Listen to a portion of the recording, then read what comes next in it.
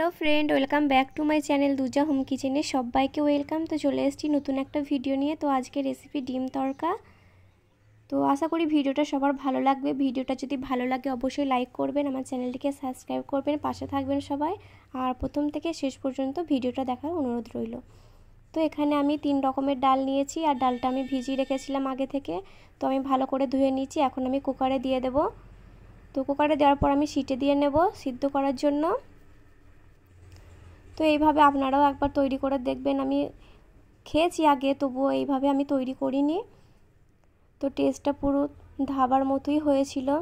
তো এই যে আমি পরিমাণ মতো পানি দিয়ে দিলাম, আর এখন আমি সিটি দিয়ে নেব। তো এই যে ডালটা আমার সিদ্ধ হয়ে গেছে, আপনারা দেখেই বুঝতে পারছেন। আর এদিকে আমি কড়াই বসিয়ে দিয়েছি, আর কড়াইয়ে দিয়ে দিলাম পরিমাণ মতো সরিষার তেল। আর তেলটা একটু গরম করে নেব।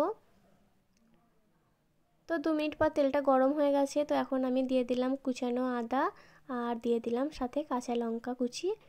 তো এটা আমি একটু ভেজে নেব আদার কাঁচা গন্ধটা চলে যাওয়া পর্যন্ত। তো তারপর আমি দিয়ে দিলাম গোটা জিরে। তো গোটা জিরেটা দেওয়ার পর আমি একটু ভালো করে ভেজে নেব।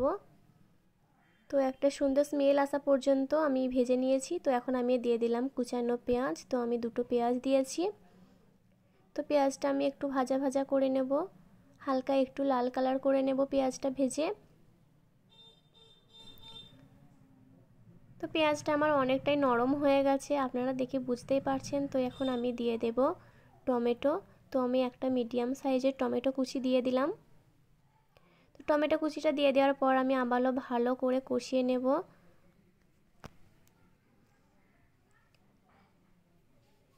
তো এই যে টমেটোটা আমার নরম হয়ে গেছে, আর এখন আমি দিয়ে দেব গুঁড়ো মশলা। তো আমি এখানে দিয়ে দিলাম 1 চামচ জিরা গুঁড়ো, আর সাথে দিলাম হলুদ গুঁড়ো, আর দিলাম লঙ্কা গুঁড়ো।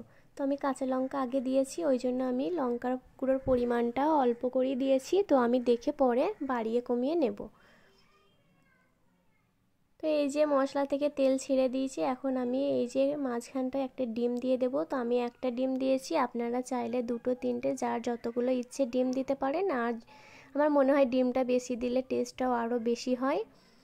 তো ডিমটা দেওয়ার পর আমি ভুজিয়ার মতো করে নিলাম, আর দিয়ে দিলাম কাসুন্দি মেথি, যেটা ছাড়া ডিম তড়কার কোনো টেস্টই পাবেন না, এটা অবশ্যই দিতে হবে। তো ভাজা ভাজা হয়ে গেছে ডিমটা।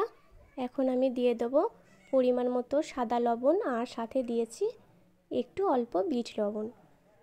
তো এটা আপনারা চাইলে দিতে পারেন, আর না চাইলে না দিতে পারেন। তো তারপর আমি দিয়ে দিলাম তড়কা মশলা। তো তড়কা মশলাটা দেওয়ার পর একটু নেড়ে টেকে আমি দিয়ে দিলাম সিদ্ধ করে রাখা ডাল।